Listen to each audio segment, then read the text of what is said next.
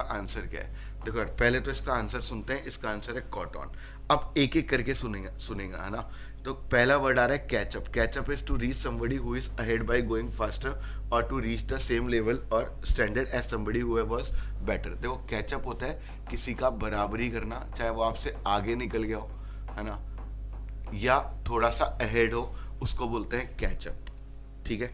Catch on is become popular और fashionable. इसका मतलब होता है कि कोई चीज जो पॉपुलर हो चुकी है या फैशनेबल। देखो ऐसे ही सॉल्व करेंगे फ्रेजल वर्ब को, आराम से सुनना। कैचअप का मतलब, कैच ऑन का मतलब हो गया कोई चीज फैशनेबल हो या उस तरीके से। Catch somebody out, it surprise somebody and put them in a difficult position. इसका मतलब होता है किसी को डिफिकल्ट पोजीशन में डाल देना। पहली बात तो उसको सरप्राइज करना, कैच आउट, है ना, सरप्राइज एंड उसको डिफिकल्ट सिचुएशन में डाल देना। ठीक है। तो एक और फ्रेजल वर्ब समझ में आ गई।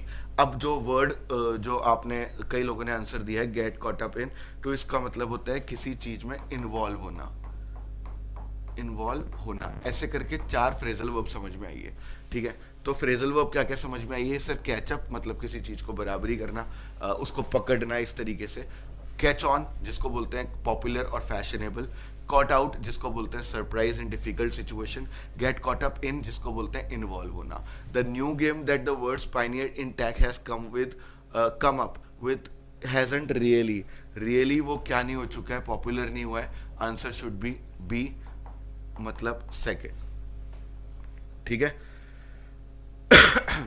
मतलब जो न्यू गेम है वो आपका नहीं पॉपुलर हुआ है, तो आंसर इज बी। ऐसे करके मैं आपको सारी फ्रेजल वर्ब के मतलब बताता हुआ चलूंगा। ठीक है। तो ये आपके लिए इंपॉर्टेंट